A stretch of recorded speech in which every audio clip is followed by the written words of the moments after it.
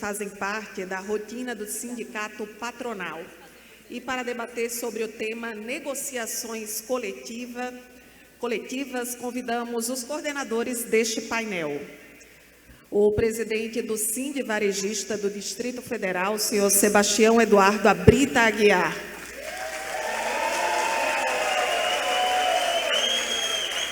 E o advogado do Sindicato do Comércio Varejista do RN, Pedro Siqueira. Nossos coordenadores estarão acompanhados da advogada e analista da Diretoria de Relações Institucionais da FEComércio RN, Stephanie Oliveira. E da gerente jurídica, sindical e trabalhista da FEComércio Rio Grande do Sul, Márcia Duarte.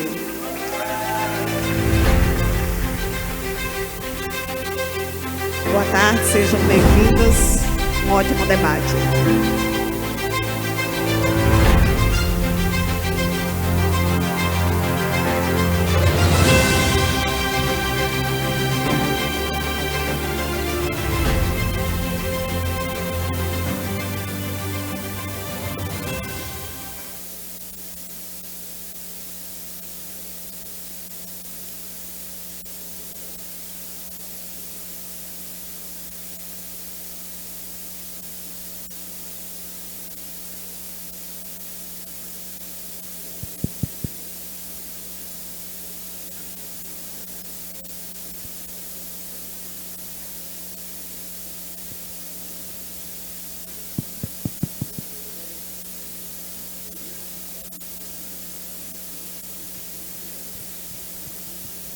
Oi.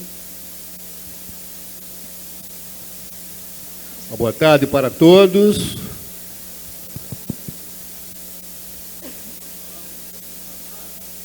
Boa tarde. Senhores e senhoras, o painel que trazemos para o início desta tarde, ele tem como lema um tema muito caro para as entidades sindicais, que é a negociação coletiva de trabalho como instrumento catalisador da autonomia de vontade das partes na construção ou na regulação da relação de trabalho e também na construção do contrato social da norma coletiva de trabalho. Foi solicitado que trouxéssemos à baila aqui nesse início de trabalho uma questão que viceja lá no Centro-Oeste, que é, segundo os atores, a necessidade de que o empresário tenha conhecimento e consciência da importância da negociação coletiva de trabalho e da celebração da Convenção Coletiva de Trabalho para a regulação da relação de trabalho. Nós vamos nos abster de enfocar esse tema, presidente Abrita, porque ele já foi muito abordado e discutido hoje pela manhã no painel sobre reforma sindical, que contou com a presença, inclusive é dele a abordagem do tema, do professor Clemente Gans. Então, é desnecessário dizer que a Convenção Coletiva de Trabalho, ela é a finalidade maior do sindicato. E como ele disse, o sindicato que não negocia perde sua razão de existir. Por isso, nós vamos adiantar o trabalho sem descer mais a fundo nesse tema. E vamos trazer para os senhores e para as senhoras hoje 3 casos que envolvem esse tema de negociação coletiva de trabalho, sendo o primeiro deles um case do Distrito Federal, a negociação coletiva e a celebração da Convenção Coletiva de Trabalho no Distrito Federal. O segundo caso vem do Rio Grande do Sul, a apresentação da doutora Márcia. E o terceiro caso que nós vamos discorrer sobre o tema à medida que formos apresentando mais na frente. E sem mais delongas, eu passo a palavra então para o presidente Abritas, Sebastião Abritas, presidente do Sindi Varejista do Distrito Federal, para que ele fale sobre o case de negociação coletiva lá na capital federal. Presidente, a palavra do senhor. Obrigado aí, doutor Pedro. Boa tarde a todos. Boa tarde, senhoras e senhores. Agora sim, viu? Gostaria de iniciar aqui, gente, parabenizando o nosso presidente Gilberto, né? Pela abertura do evento, entendeu? De ontem, pela recepção que ele nos proporcionou, bem como também o presidente da FEComércio, o Marcelo. Eu não poderia deixar de agradecer eles, né? Porque realmente uma bela abertura, uma bela recepção. E também agradecer ao nosso presidente da FEComércio aí, que nos apoiou com essa comitiva, o nosso presidente do SEBRAE, o Fernando, e toda essa comissão que veio do Distrito Federal e das demais delegações, viu?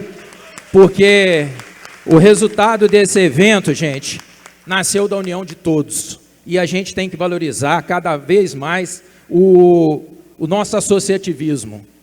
Como vocês sabem, eu iniciei no associativismo tem pouco tempo, estou um ano à frente do Sind Varejista, e nós vamos ter sucesso só baseado na nossa união.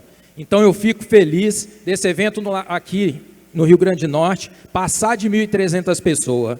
Isso é a prova da união. A gente tem que ter cada dia mais, estar unidos para a gente vencer as batalhas, e sem ferir a legislação trabalhista e sem prejudicar os nossos funcionários, porque é assim que nós vamos vencer, é assim que nós vamos conquistar, viu, gente? Então, só um breve relato com relação a isso que eu queria falar para vocês. E também a gente tem que utilizar essa convenção coletiva para a gente melhorar o ambiente de negócio para nossos empresários, sem prejudicar, é lógico, os trabalhadores. Eu acho que a gente está no rumo certo, a cada congresso a gente está melhorando a nossa estruturação, as nossas palestras e a união de todos. Vocês podem ter certeza que todos nós vamos voltar para o nosso estado aí com uma bagagem muito maior do que a gente chegou aqui, viu, gente?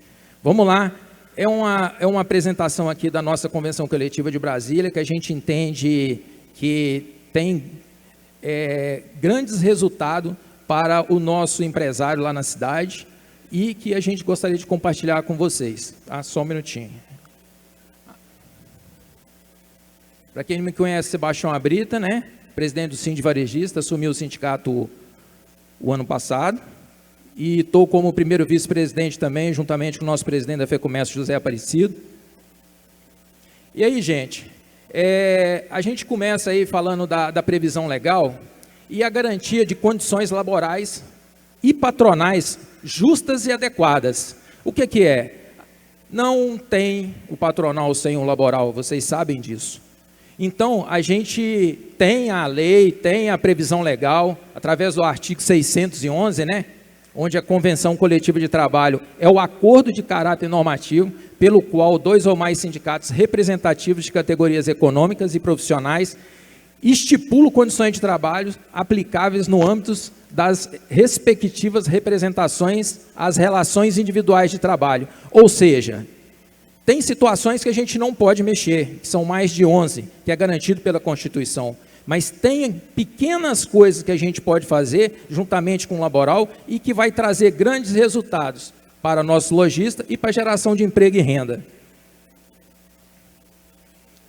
Aqui eu trouxe alguns exemplos, a importância dos instrumentos coletivos de trabalho. A gente vai elencar alguns aqui que a gente pratica no Distrito Federal, que esses instrumentos coletivos de trabalho têm como finalidade dar segurança jurídica nas relações de trabalho quanto aos contratos coletivos, em especial quanto às condições especiais de trabalho. Ou seja, eu entendo que cada dia que passa, a gente tem que fortalecer ainda mais as nossas convenções coletivas. E de modo que a gente tenha ela, assim, sinceramente, até unificada a nível Brasil, entendeu? Tudo que foi de exemplo de sucesso de cada estado, a gente implementar nas demais regiões do país. Aí sim, nós vamos estar tendo condições de mostrar esse sucesso em todo o país.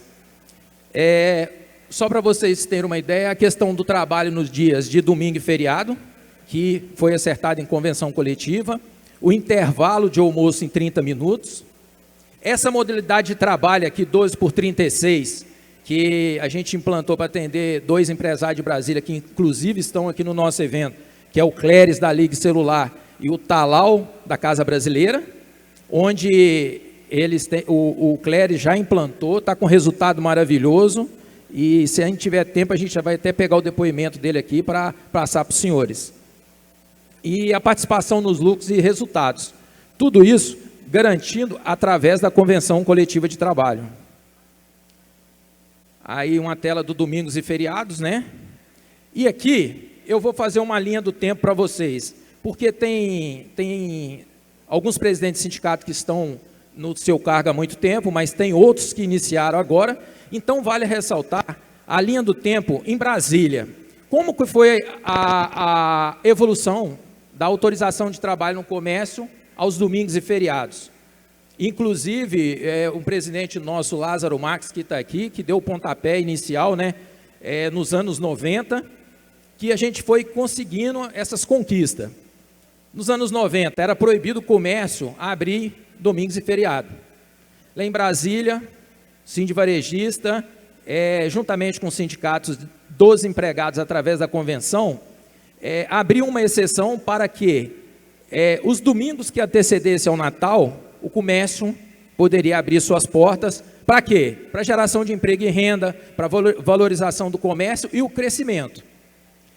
Anos posteriores, essa medida ela teve tanto sucesso que foi estendida para as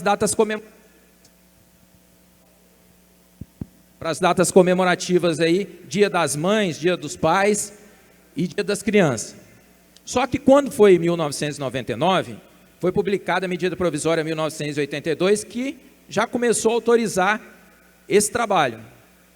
Em 2000, ela já foi convertida em lei, prevista na convenção, desde que prevista na convenção coletiva. E depois foi ampliada a jornada de trabalho aos domingos para 8 horas, conforme previsto na lei. Atualmente, só para vocês terem uma ideia, hoje em Brasília, a gente só fecha no dia 1º de janeiro, sexta-feira da Paixão e 25 de dezembro. Você vê a evolução do varejo, como que aconteceu. Eu acho que diversos estados também devem estar assim. Então, gente, quando a gente vai negociar lá as nossas convenções coletivas, a gente fala para o sindicato patronal, gente, para mim poder gerar emprego e renda, eu preciso estar com o comércio aberto. Eu preciso de ter condições para trabalhar. E a pessoa fala, mas é o dia do trabalho, é muito difícil. Olha, gente, o nosso aluguel, independente de você abrir ou não, ele já está na conta. A conta de luz, todas aquelas despesas fixas que vocês sabem. Então, nós, líderes sindicais, precisamos de colocar, no máximo de estados, todas essas condições aqui, para que o comércio possa abrir. Porque quando a gente negocia, eles fazem um levantamento no Brasil todo. Quem está abrindo? Quem não abre? Por que não abre? Entendeu? Eu já escutei de alguns colegas aí, mas a loja de rua não quer abrir, o outro não quer abrir. Gente, vamos deixar na convenção coletiva. Aí, abrir é pessoal de cada um, porque lá já está autorizado. Aí a pessoa que não quiser abrir, não abre. Mas se não está previsto na convenção, a gente não pode abrir o comércio. E, com toda sinceridade, o meu desejo pessoal é do comércio abrir o ano todo, se possível até 24 horas, e eu falo isso inclusive para o presidente do sindicato laboral lá, que quanto mais emprego a gente gerar, mais associado ela também vai ter, e aquele funcionário que não quiser trabalhar ou entender que isso não é bom, ele vira empresário, ele passa a gerar emprego para ele ver as dificuldades nossas. Entendeu? Então, a gente está aí lutando firme com ela para a gente atingir esse objetivo, que é a abertura do comércio de todos os 365 dias do ano, né, gente? Outra condição que foi implementada na convenção coletiva é o certificado de abertura aos domingos e feriados, que é um documento que muitos de vocês praticam, que é o certificado de abertura, né? Onde ele é emitido pelo sindivarejista, desde que as empresas estejam regular com as suas contribuições sindicais, e logo após encaminhado para o sindicato laboral para verificação também de pendência e finalmente assinatura. E esse certificado tem 90 dias. Isso é uma forma da gente ter todas as nossas contribuições quitadas e do laboral também. Porque todos vocês sabem, se não tiver dinheiro para manutenção, não tem sucesso. Nem vocês como lojista, nem qualquer um outro empresário. Então, com esse certificado, o comércio varejista ele está autorizado a abrir, seja no domingo, seja no feriado, loja de rua ou shopping, seguindo a convenção coletiva. Agora nós temos aqui a gratificação pelo trabalho no dia de feriado, que foi um benefício acrescido ao salário concedido aos trabalhadores que exercem suas atividades no dia de domingos e feriados. Ou seja, incentivando os vendedores, os funcionários a querer ir trabalhar no sábado, no feriado e no domingo, a gente paga um plus a mais no salário. E a vantagem de você pagar esse plus a mais só nesse momento, que não vai incidir 13º, férias, FGTS, aviso prévio, ou seja, e o funcionário recebe de forma indenizatória. Também consta na nossa convenção coletiva, para que tenha segurança para ambas as partes e que também a gente considera um sucesso. Agora, em 2023, a pedido dos nossos associados, a gente colocou na nossa convenção coletiva a homologação das rescisões de forma virtual. O que acontece? Quando a gente faz a nossa convenção coletiva lá, a gente cria um grupo, e inclui nesse grupo rede nacional, local, o pequeno e o médio, nessa comissão, para a gente escutar a todos e tentar atender da melhor forma possível. Então, o que acontece? Você, após a demissão, a rescisão do funcionário, você tem 20 dias para fazer a homologação. O pagamento continua com os 10 dias, mas a homologação você tem até 20 dias para fazer e você pode realizar de forma virtual. Foi as grandes redes que solicitou e a gente, de comum acordo com o laboral, conseguiu também mais esse serviço para facilitar a vida do empreendedor. E com isso, gente, a gente oferece alguns serviços para os nossos associados, que é a assessoria jurídica, os exames admissional e demissional, os convênios médicos, né? E também o vale refeição diferenciado para quem é associado do sindicato, para quem é associado dos dois ou para quem não é associado de nenhum. Temos a CCP, né, que é a conciliação prévia ali, quando você desliga um funcionário, você vai lá e faz a homologação com a presença de um funcionário de ambos os sindicatos. Temos os convênios com escolas e faculdade, os laudos de saúde ocupacional, o REPIS e o quinquênio. Então, é um serviço, dentre outros, que a gente tem lá no Síndico Varejista, para que a gente possa, cada dia que passa, dar aquela tranquilidade para o lojista. Então, a gente presta esse serviço e todos esses serviços aqui são, assim, os principais que acho que 70% do nosso pessoal usa. Então, gente, ao celebrar negociações coletivas de trabalho, fornecer serviços relevantes aos associados do Síndico Varejista. Estamos construindo uma sólida fundação para o futuro próspero na economia do Distrito Federal. Entendemos que, com esse compromisso de promover relações trabalhistas equilibradas e benéficas, bem como oferecer soluções aos lojistas, impulsionamos o crescimento econômico. Nessa união de esforços, construímos uma economia onde a prestação de serviço e o fortalecimento das parcerias com os trabalhadores são os alicerces de um ciclo virtuoso de prosperidade e progresso. Essa é a nossa missão aí à frente do Síndico Varejista, enquanto a gente estiver à frente do associativismo. E o Síndico Varejista reitera o seu compromisso em bem representar os interesses dos seus empresários no comércio varejista do Distrito Federal, com a celebração de instrumentos normativos de trabalho que tragam a tranquilidade para o empresário empreender e o empregado receber seu justo salário pelo trabalho executado. Gente, é isso que a gente precisa, é segurança jurídica para o empresário.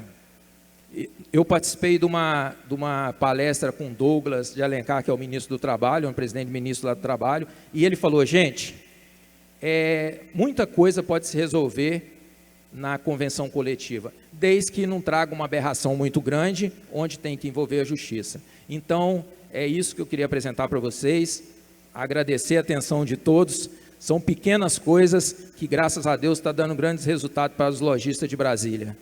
Obrigado, e passo a palavra aqui para o doutor Predo.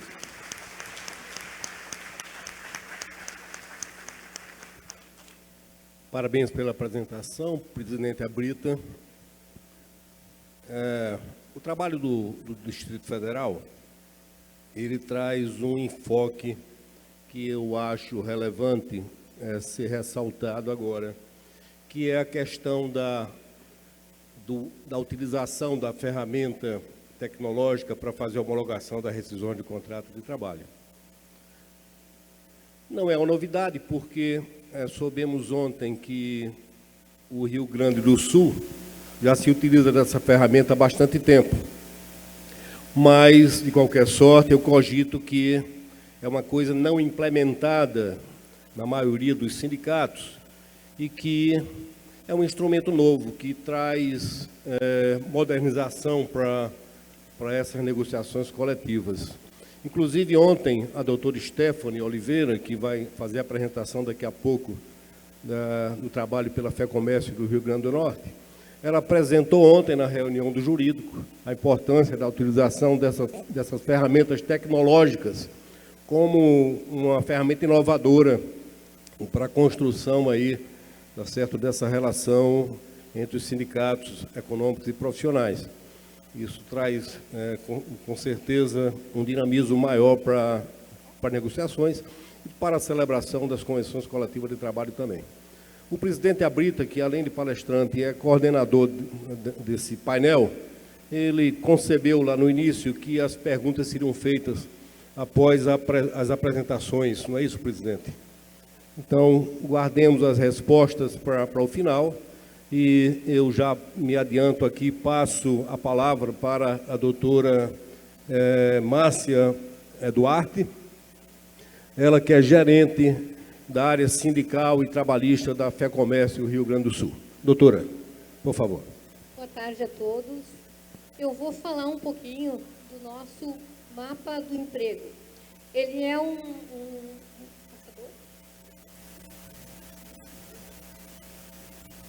Ele é um momento prévio do fechamento da convenção coletiva. O que a gente buscou com o mapa do emprego? É auxiliar os sindicatos filiados para sentar na mesa de negociação.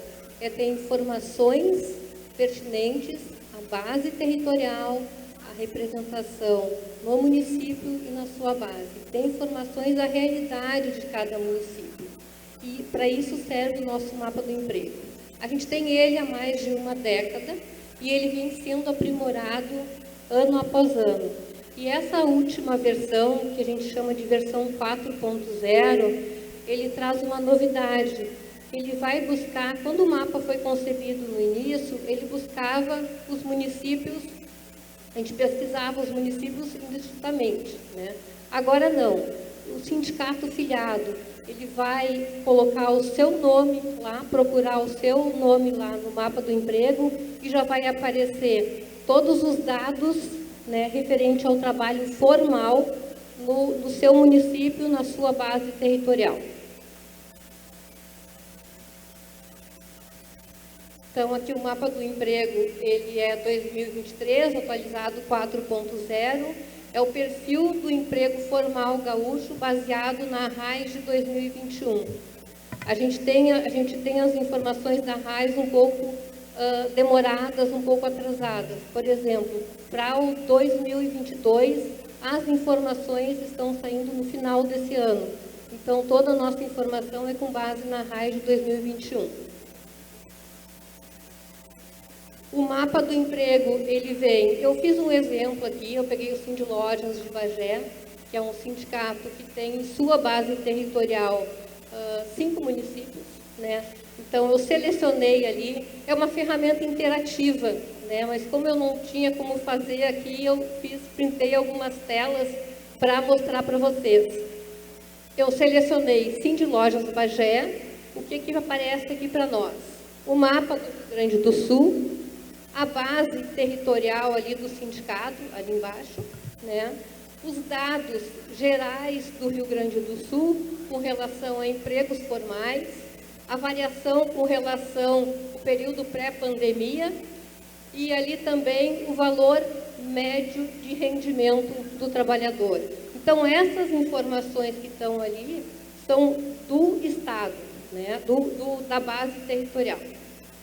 Eu também, quando eu começo, e nesse está todas as atividades, comércio, administração pública, indústria. Então, esse é um mapa geral da base territorial do sindicato com emprego formal.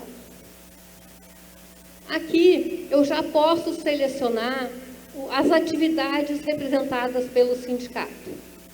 Eu selecionando ali, comércio varejista, essa barra de rolagem ali, ela é um pouquinho mais extensa, então eu tenho comércio varejista de ótica, de vestuário, produtos médicos, né?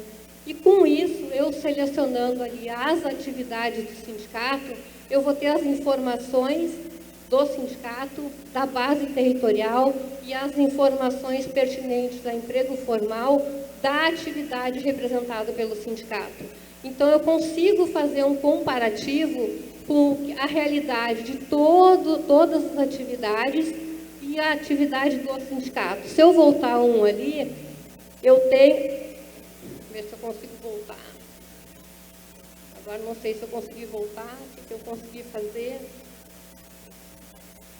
Deixa eu voltar aqui um pouquinho mais.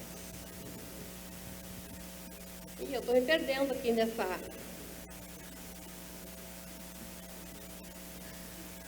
Bom, se eu voltar, eu vou conseguir ver as informações gerais do sindicato, a informação geral da base do sindicato e a informação detalhada.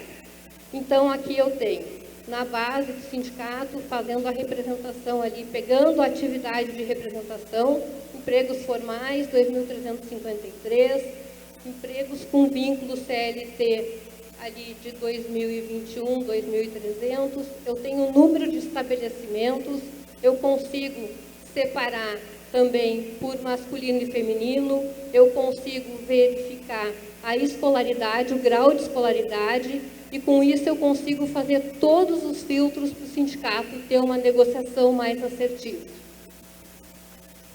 Eu consigo ver também nesse painel ali o porte das empresas. Então, todos esses filtros a gente consegue fazer e o sindicato ter um mapa efetivo da representação e da situação econômica que enfrenta a base territorial do sindicato.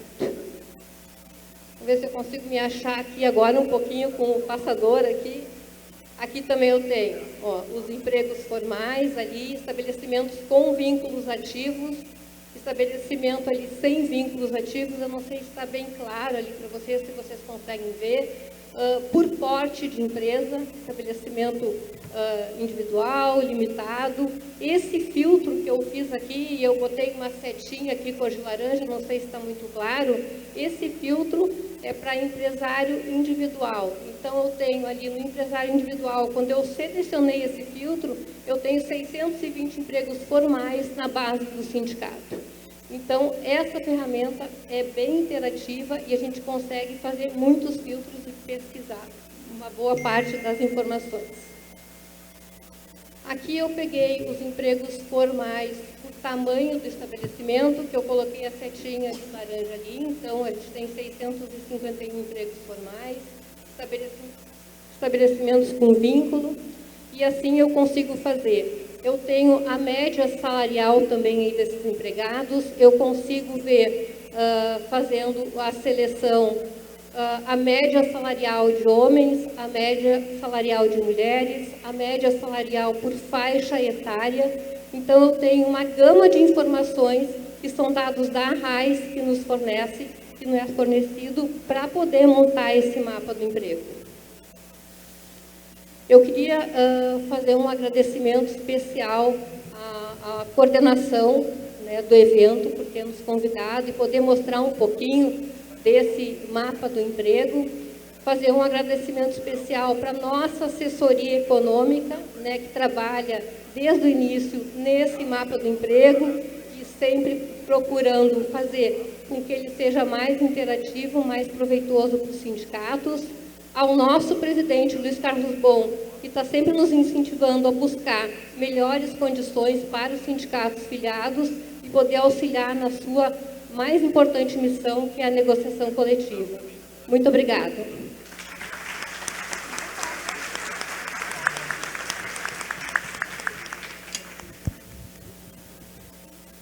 Parabéns, doutora Márcia, pela apresentação do trabalho vindo lá da FEComércio Rio Grande do Sul, que é o mapa do emprego 2023 como ferramenta para a negociação coletiva de trabalho.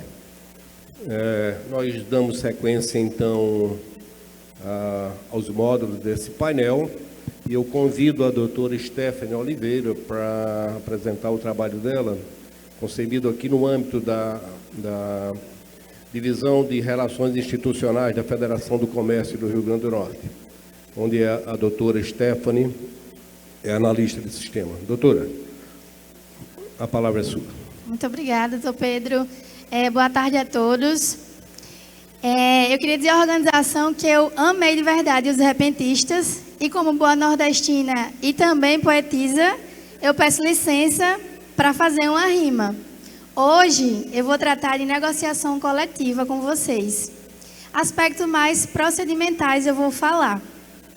E eu espero que ninguém durma, porque ao final eu gostaria de encantar a todos. Obrigada.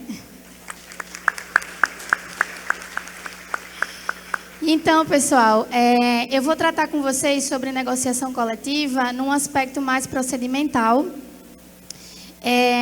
Não muitos aspectos legais, como vários nobres colegas já trataram, né?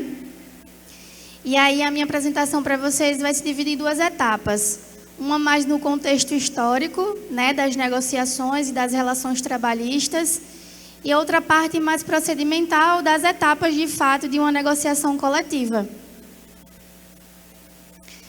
E aí, num contexto histórico, eu rememoro aqui as origens primitivas, né, do ser humano, o qual o contexto de trabalho, pasmem, era igualitário.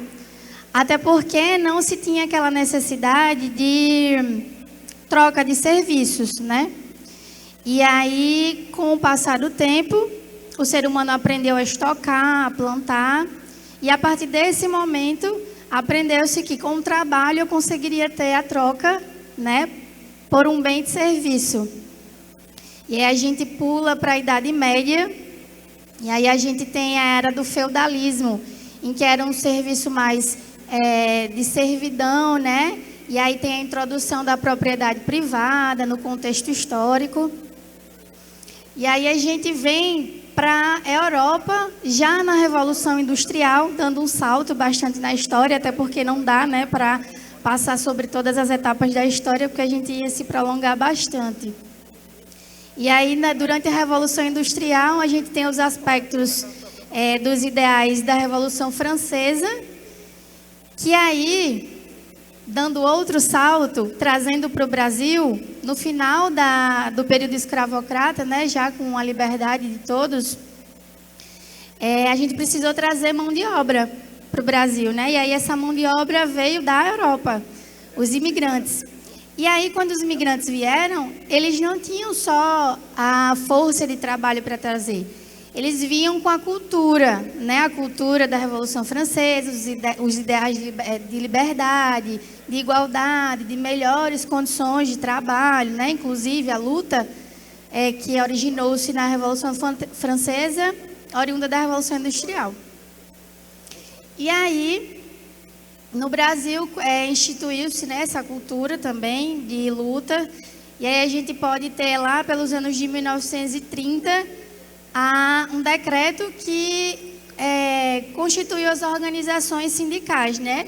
Só que só em 1943, né, com a consolidação das leis trabalhistas, a nossa CLT, foi que foi, de fato, instaurado as relações de trabalho de forma as organizações sindicais no Brasil. E aí, essas relações de trabalho, com o passar do tempo, o Estado viu a necessidade de normatizar sobre essas relações, né? E a gente tem bastante vantagens em realizar a negociação coletiva, com todo esse aspecto histórico, para o empregador, para o empregado e também para o Estado, porque o judiciário ele já é muito lotado. Então, o fato de duas partes poderem normatizar, poderem resolver seus conflitos, né, por meio de contratos, já ajuda também nessa questão da grande quantidade que o judiciário tem nessas resoluções de conflito, porque numa negociação, de fato, você precisa ceder, né? Não existe vencedor numa negociação, em qualquer negociação, seja negociação coletiva de trabalho ou qualquer outra. Sempre você tem que ceder. Então, assim, as negociações estão na história desde os primórdios. Uma criança, para mim, é um dos grandes negociadores, porque eles sabem argumentar que querem. As esposas, né, geralmente, os maridos têm que ceder, na verdade. E aí, o empregador ele tem um grande benefício, que é a possibilidade de inserção, né, inserção de cláusulas de feriado, por exemplo, etc. Existem alguns princípios, né, que regem a negociação coletiva de trabalho.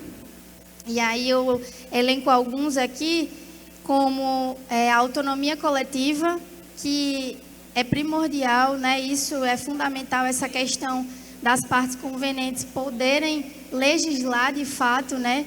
Essa questão é extremamente importante. A paz social, ela não só deve, em qualquer contrato social, ela não só deve estar na vigência do contrato, né? E da negociação coletiva aqui, de fato. Ela tem que estar antes, durante e após a realização da negociação coletiva. As partes precisam se respeitar, desde o planejamento de uma negociação coletiva até o efetivo registro dela no mediador, né, a sua formalização de fato. E aí a gente tem também a inexcusabilidade negocial, que as partes elas não podem se negar de jeito nenhum a negociar, né? Eu tenho que estar disposto a ter uma conversa, a sentar à mesa com a outra parte, né, para poder, de fato, colocar ali em termos as nossas vontades, né? Tenho também a transparência, que eu acho fundamental. Assim que uma negociação coletiva ela é iniciada, ela deve ser transparente desde a sua primeira etapa até a finalização, tanto entre as partes convenientes, quanto os assessores jurídicos, quanto os executivos, todos envolvidos, e a comunidade num todo.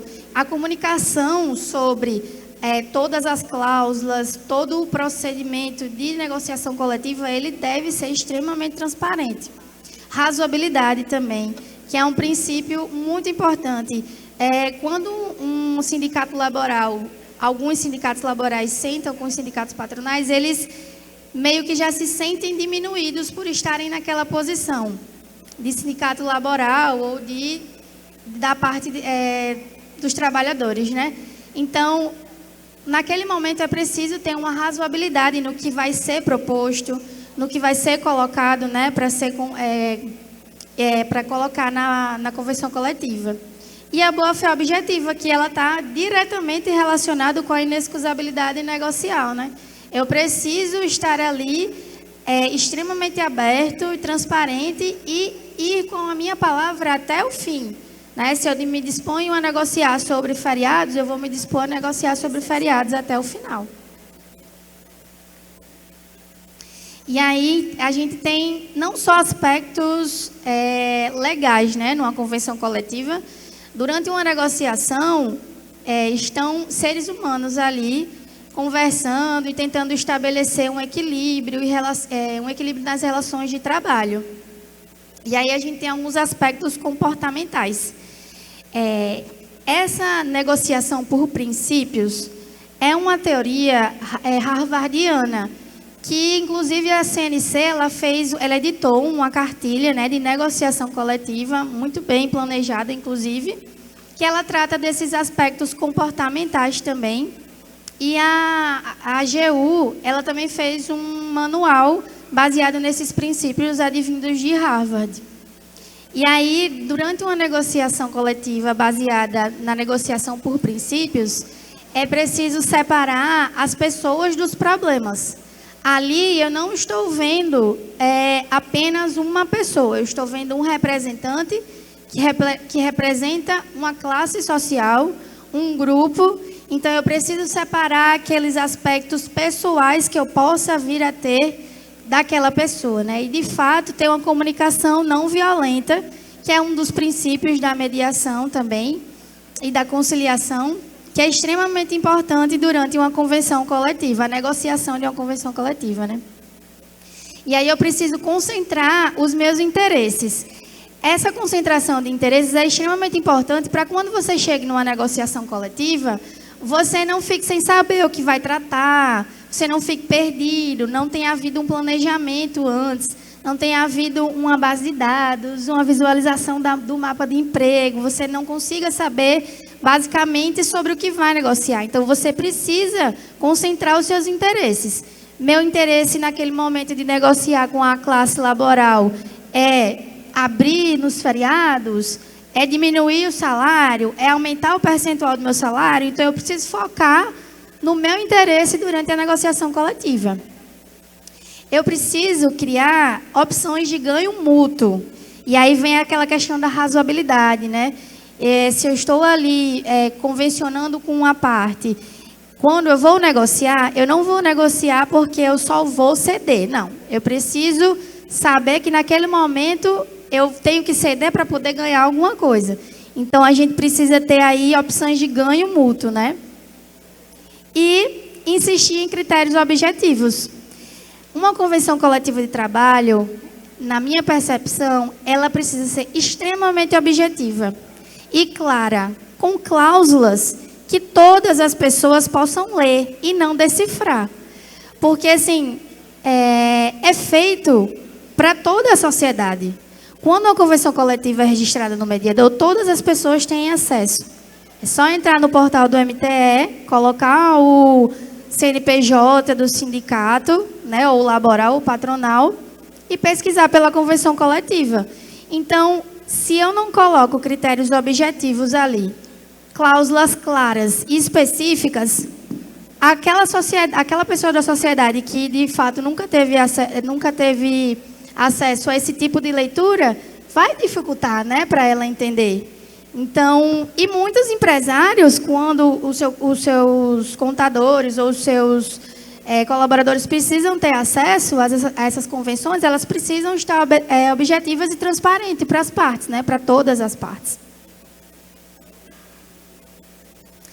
E aí, abrangendo esses aspectos mais comportamentais, né, a gente tem as fases da negociação coletiva, que tanto a teoria das negociações de Harvard quanto a cartilha elencada pela CNC, elas destrincham em 3 etapas.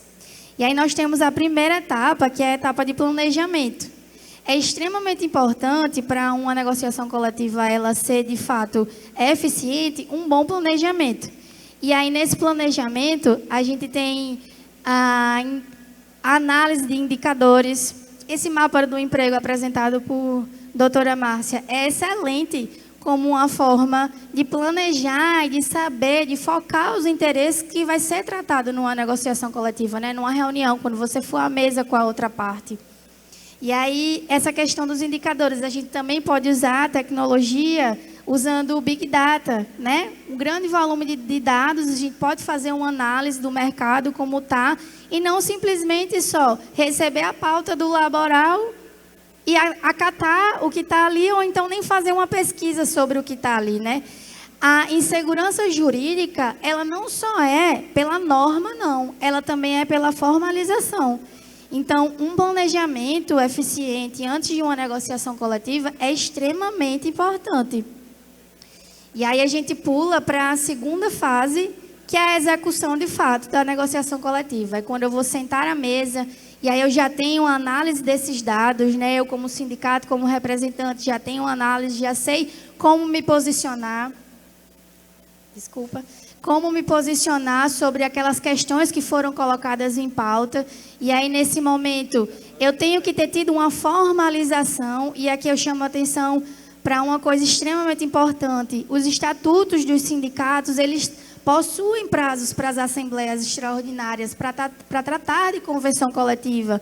Então, é uma coisa muito importante a ser visualizada, né, na publicação do edital, para aquela criação de comissão, se o estatuto permitir, né, ditar. Por quê? Porque isso também gera insegurança jurídica no contrato que vai ser firmado. Ele pode ser nulo, né, se a formalização dele não for completa. Então, é extremamente importante todo o procedimento ser feito de acordo com o estatuto, de acordo com as normas do Ministério do Trabalho e Emprego, para a formalização, ao final, ser de fato eficiente, né? E aí a gente pula para a fase 3, que é a conclusão da negociação coletiva. Ela é tão importante quanto as outras fases, né? A de planejamento, a de execução. A conclusão é aquele momento que você vai fechar todos aqueles benefícios e todas aquelas buscas por um equilíbrio na relação de emprego que as partes estavam buscando, né? E essa conclusão é primordial. Mais uma vez, chamo atenção para a formalização dessa conclusão aqui. Alguns sindicatos acham que só os sindicatos laborais podem fazer o registro da negociação coletiva no mediador. Não é bem assim. No sistema do mediador, no site do Ministério do Trabalho e Emprego, tem uma cartilha também que ensina todo o passo a passo para fazer esse registro da convenção coletiva. E visando que uma convenção coletiva negociada, mas não registrada no mediador, ela também é como se ela não existisse. Ela fica no mundo ali da boa-fé, né, subjetiva, mas se ela precisar ser executada, uma parte formal dela não foi cumprida. Isso é uma insegurança jurídica muito grande. E aí, essa formalização pode ser feita pelos sindicatos patronais também, o registro no mediador, insere-se cláusula por cláusula, tudo bonitinho, tem, né, o aval, vai para a superintendência da sua região, do Ministério do Trabalho e Emprego, e aí você pode ter o registro oficial da sua convenção coletiva de trabalho. Aqui a gente tem uma síntese do processo negocial, que é exatamente um retrato da cartilha da CNC, né, sobre negociação coletiva.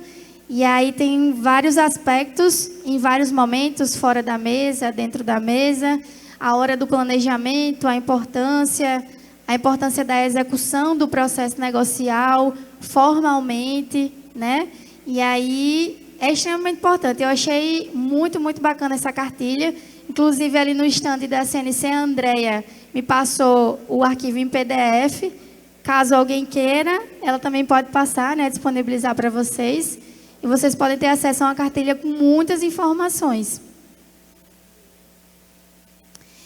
E eu queria dizer a vocês que, na dança harmoniosa da negociação coletiva, os passos da compreensão e do diálogo, eles se entrelaçam, conduzindo empregados e empregadores a um futuro de prosperidade mútua e justiça laboral. Muito obrigada a todos.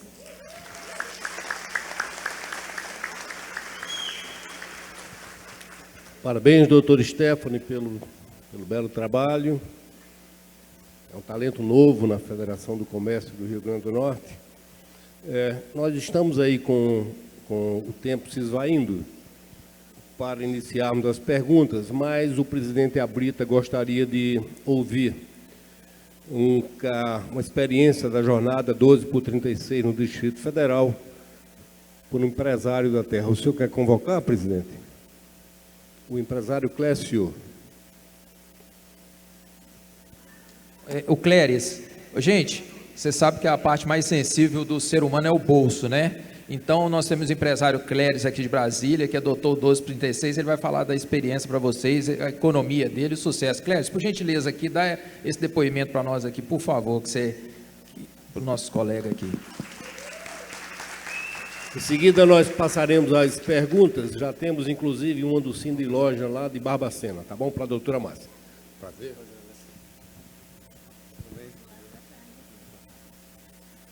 Fala, gente, tudo bom? Boa tarde. Meu nome é Cléris Casagrande, sou empresário no Distrito Federal há 23 anos, no comércio varejista. E tenho hoje 130 colaboradores, são 16 lojas, todos em shopping, e no aeroporto também, Aeroporto Internacional de Brasília. Pois bem, nesses 23 anos de varejo, né, aproveitando aí todo o suporte, todo o benefício do Sind Varejista DF, agradecendo aí toda a equipe do Sind Varejista DF, muito obrigado.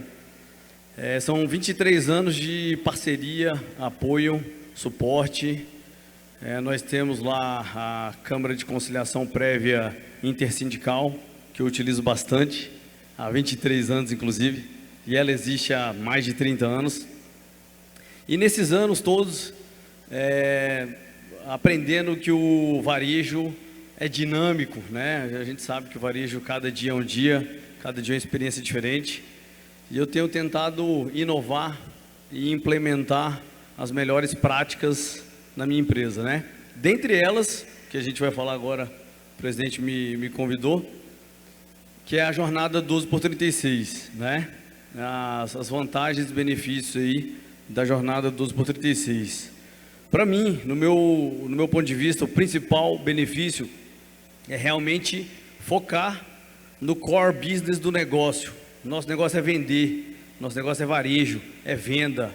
O mais importante é vender. E eu percebi que durante esses anos todos, o meu gerente e eu e a minha equipe, a gente perdia tempo, perdia energia em processos, e continuamos perdendo, né? Claro que a gente vai melhorando a cada dia. A gente perdia muito tempo em processo de departamento pessoal, processo de escala, trabalhar domingo, folgar na semana, trabalhar feriado, folgar na semana, quem vai folgar, se é segunda, terça ou quarta, não pode trabalhar 7 dias seguidos, né? Isso sempre foi um gap na gestão, uma dificuldade, onde meus gerentes se perdiam nessa escala e perdiam tempo deles, ao invés de pensar em venda, pensar em como vender mais. Eles tinham que pensar, não, peraí que fulano de tal não pode folgar na quarta-feira, porque senão ele vai trabalhar 7 dias e tal. A jornada 12x36 resolveu esse meu principal problema, e hoje o meu gerente, ele não se preocupa mais com escala.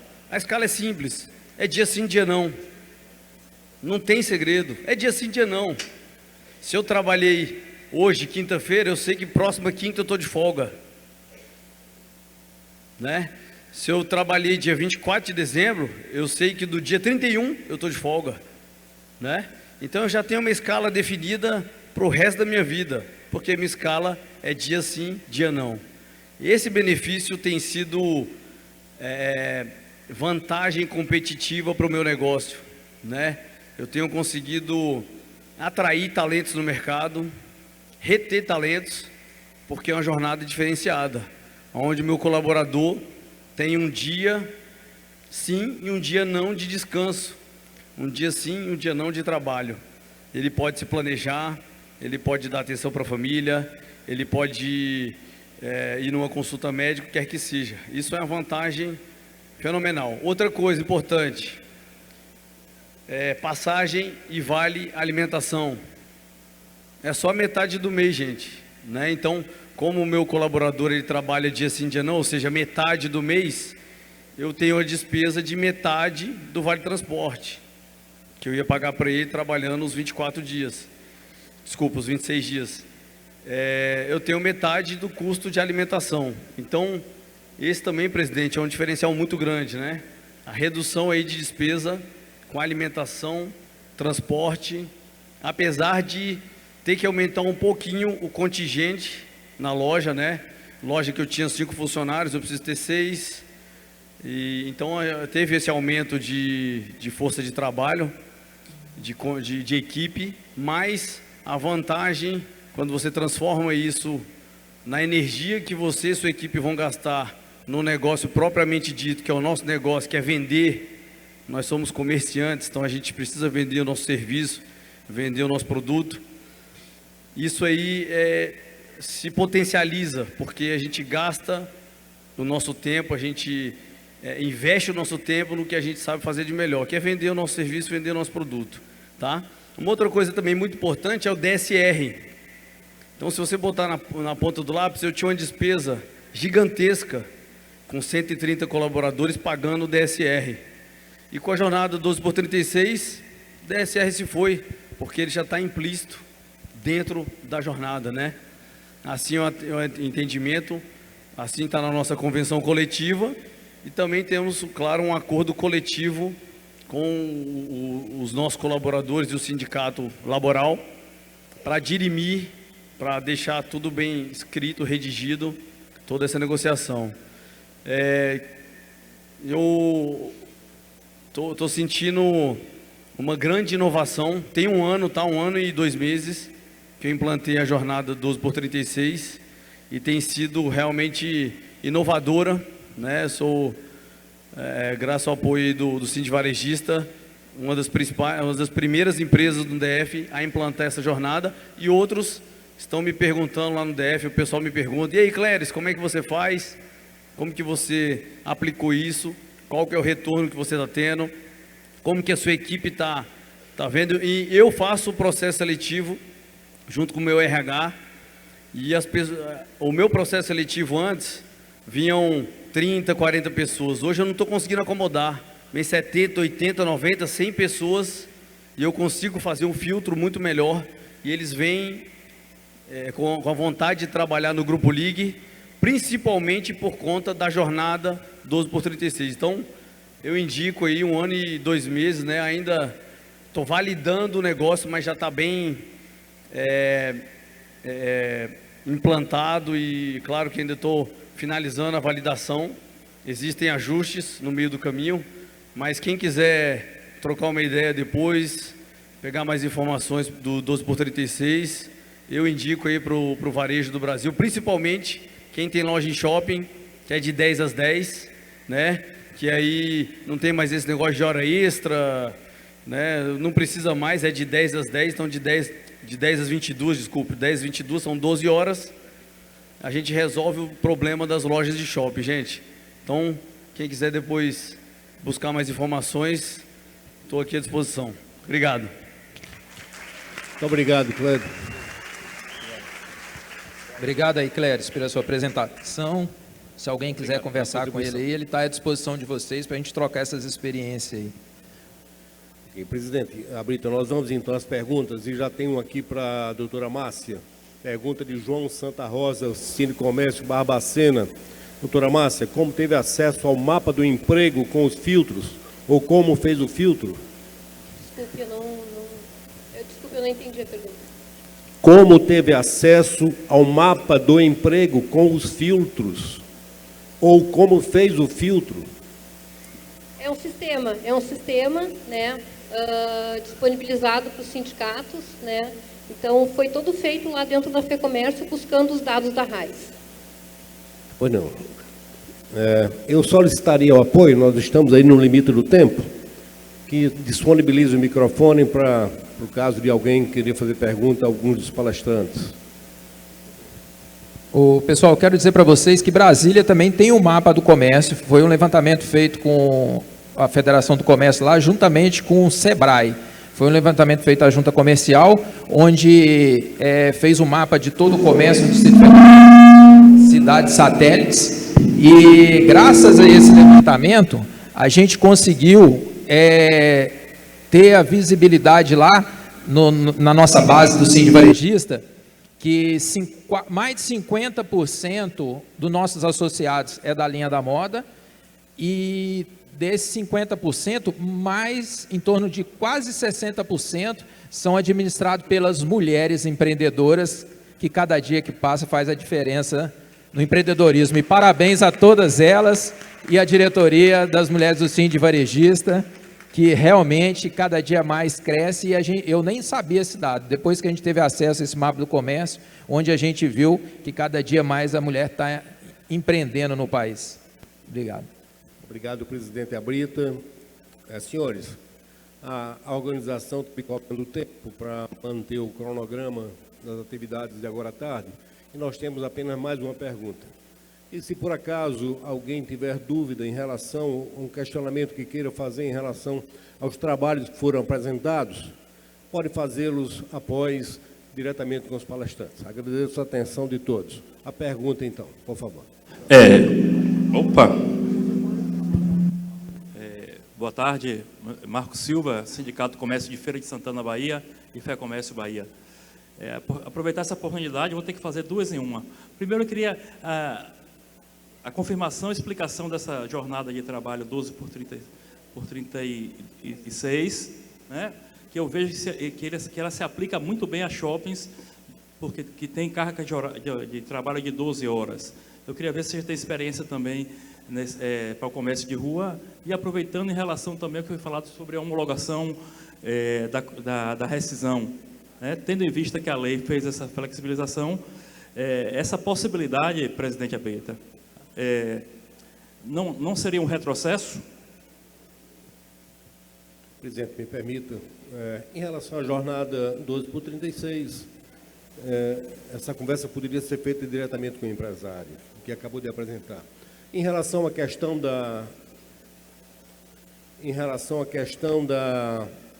homologação da rescisão de contrato de trabalho, que foi inovada na Lei 13.467 de 2017, para dispensar a homologação perante a entidade sindical, e até aquela oportunidade era feito diretamente junto ao Sindicato dos Trabalhadores, mas, tá certo, nada obstante isso, as partes têm o poder de transigir em relação ao tema e inserir nas convenções coletivas de trabalho a questão da homologação feita perante a entidade sindical. No Rio Grande do Norte, essa homologação ela foi trazida para o âmbito do sindicato patronal para dar mais conforto ao empresário de fazer essas homologações, e as grandes redes lá no Rio Grande do Norte, lá em Natal, têm feito a homologação junto ao sindicato. Eu não vou alongar um tema porque, como eu disse, estamos sendo cobrados aqui para encerrar o painel. E eu encerro, então, devolvo a palavra ao presidente Abrita para ele fazer os agradecimentos de praxe e o encerramento do painel. Muito obrigado a todos. Com relação à homologação da rescisão, como eu disse, nem tudo a gente consegue ter êxito. A gente tem que abrir mão de alguma coisa para você conseguir outra coisa. No caso, o sindicato laboral, ele faz questão da homologação até mesmo para ele mostrar serviço para os seus associados. Então, em contrapartida, ele abre condições para a gente em outras negociações que a gente tem interesse. Então, isso, na realidade, é uma questão que o sindicato laboral faz questão e não abre lá em Brasília há muito tempo, onde ele tem condições de mostrar o trabalho que está fazendo, e também, se tiver alguma pendência, alguma coisa na rescisão, se resolve ali na hora, entendeu? Então, basicamente, é isso, porque a gente tem que abrir mão de alguma coisa para conseguir outra coisa e caminhar junto para o sucesso do nosso negócio e para a geração de emprego e renda, ok? Quero agradecer ao doutor Pedro aqui a oportunidade, agradecer a doutora Márcia aí, os esclarecimentos, entendeu? A Estefânia também, e agradecer a todos vocês que estão dedicando o seu tempo aqui para a gente estar trocando essas ideias, e se alguém quiser conversar alguma coisa, eu vou estar aqui até sábado, o nosso jurídico também, e estou disposto aí para a gente unir força, cada vez mais, gerando emprego e renda no nosso país, porque é isso que nós precisamos para alavancar a economia. Um abraço a todos, muito obrigado. Muito obrigada aos participantes, muito obrigada. Peço que permaneçam no palco, convidar o nosso presidente para subir e fazer a entrega do troféu de homenagem e agradecimento pela participação, presidente do Sindicato do Comércio Varejista do RN, Gilberto Costa. Obrigada ao presidente do Sind Varejista do Distrito Federal, Sebastião Eduardo da Brita Aguiar, ao advogado do Sindicato do Comércio Varejista do RN, Pedro Siqueira, à advogada e analista da Diretoria de Relações Institucionais da FEComércio RN, Stephanie Oliveira, e a gerente jurídica e sindical trabalhista da FEComércio Rio Grande do Sul, Márcia Duarte. Vamos fazer agora a nossa foto oficial da entrega do troféu de participação do 38º CMSE. Fortalecer sindicatos é preparar as empresas.